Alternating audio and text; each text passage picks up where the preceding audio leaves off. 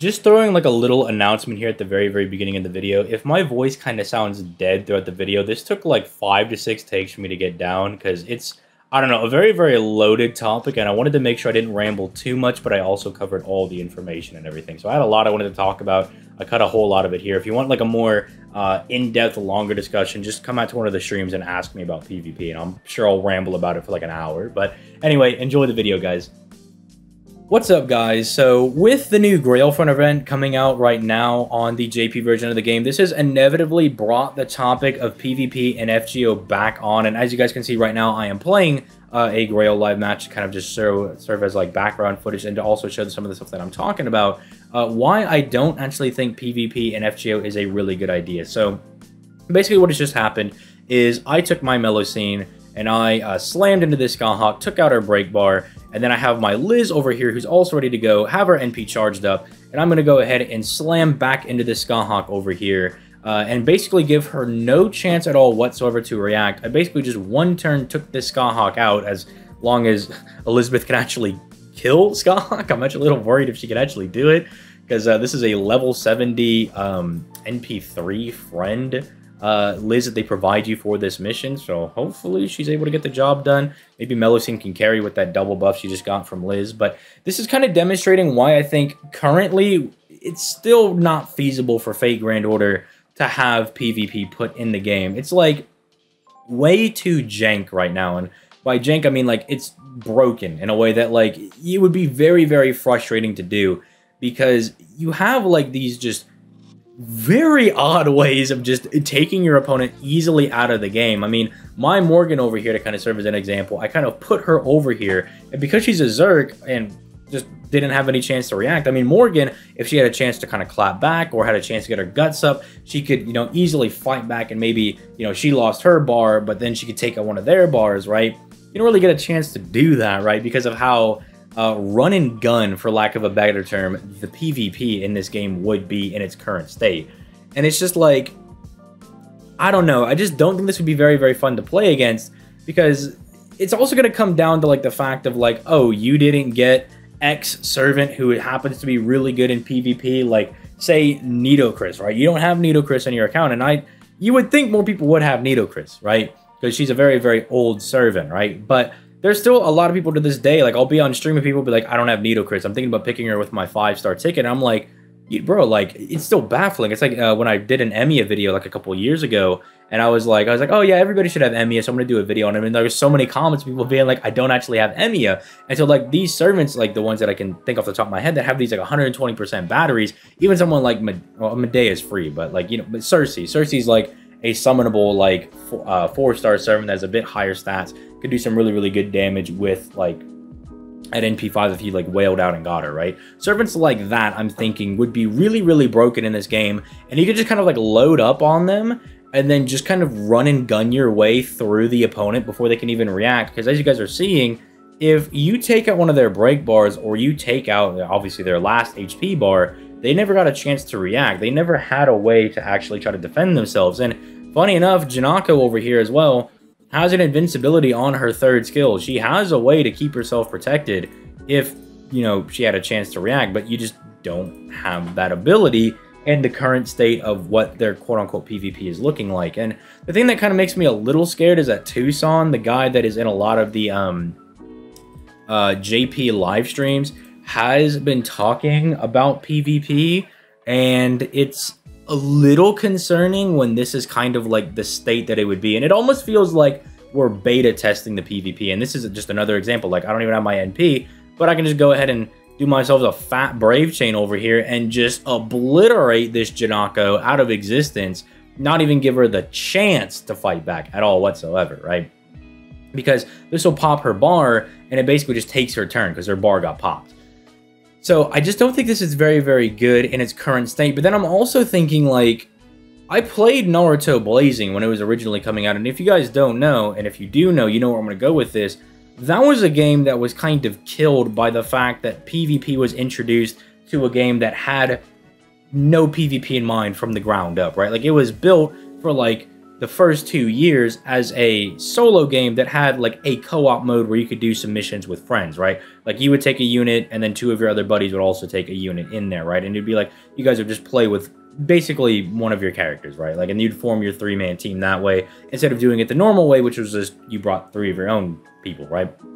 So when they introduced PvP, it got really disgusting because the game was not designed to have PvP in it. And I'm not even going to risk to see if we actually kill with that. We'll just go ahead and pop this to also show how that works as well. I can just pop that down, do a Buster Brave chain. I'll get the Buster buff on my NP and just absolutely obliterate this Janako over here. But it's like they went really obsessive with pushing high rewards in PvP, which, you know, it sounds like a really good idea, but if you put like really, really high rewards in the PvP section, it puts a lot of stress on your like lower paying players in your game, like your free-to-plays and your dolphins, because the people that are getting all those super high rewards are the whales, are the people that can actually afford to whale out for like all the NP5 servants. They have all of like the CEs, they have all of like the really, really OP gacha CEs, max limit broken, maybe even level 100 maxed out, getting those like extra 2,000 attack points. They've got like their append skills done because their servants are all like bond 10 or like and higher.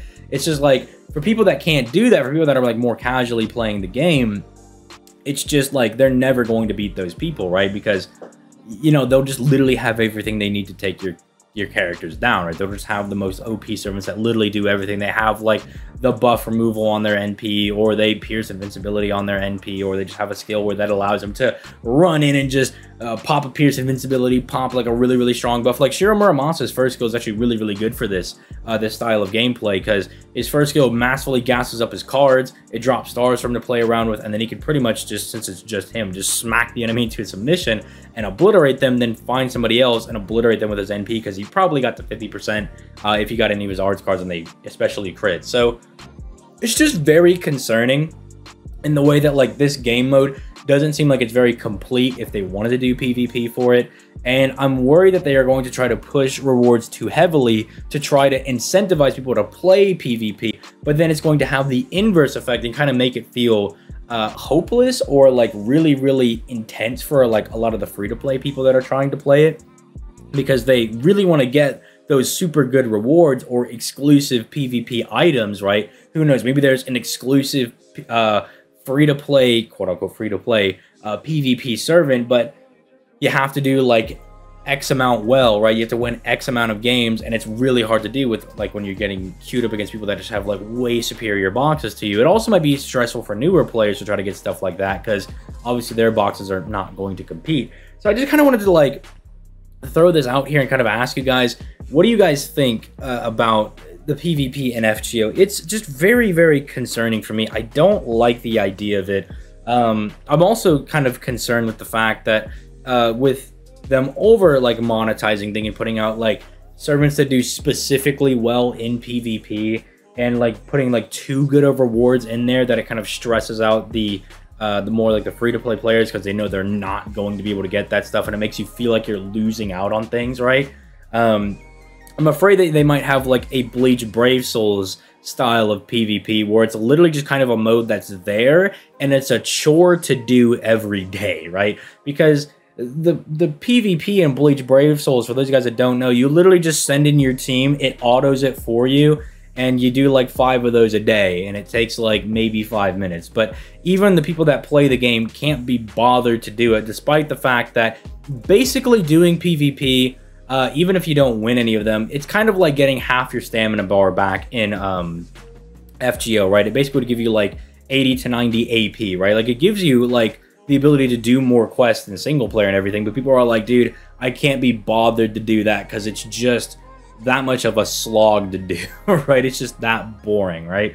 And so I also just don't want it to become that, where it's like literally just the most boring thing to do.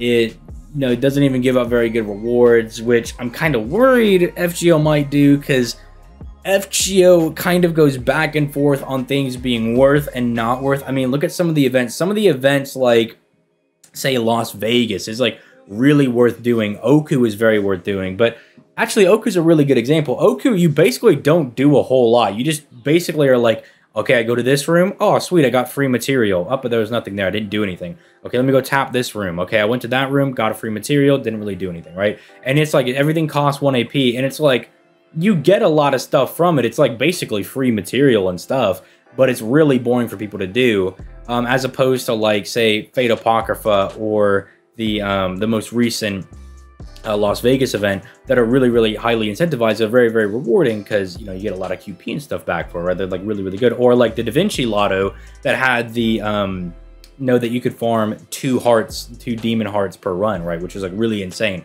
So it's kind of like, I don't know, like what I'm basically trying to get at is like, it has to be like rewarding to do. It has to be like kind of fun to do, but it can't be like too intense. So like, I don't know, it seems like an impossible problem to try to like balance, because you're trying to like balance things for the free-to-play people and the whales, and I can kind of see that they're trying to do that with like the HP break bars, right?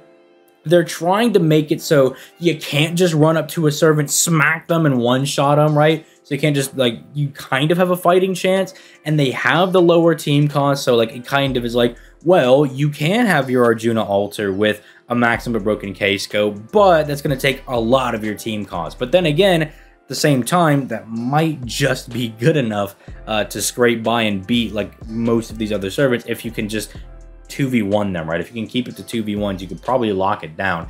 Especially if, and this just sounds disgusting, you just did like that Arjuna altar and you had a caster or a rider and you just put like Reigns or Merlin next to them, because then you could be like, oh, well, as I go into this battle and my Arjuna altar is going to obliterate this guy, I'm going to have Reigns give him all these defensive buffs. Like, I'm going to give him the invincibility buffs and the defense and the damage cut and everything.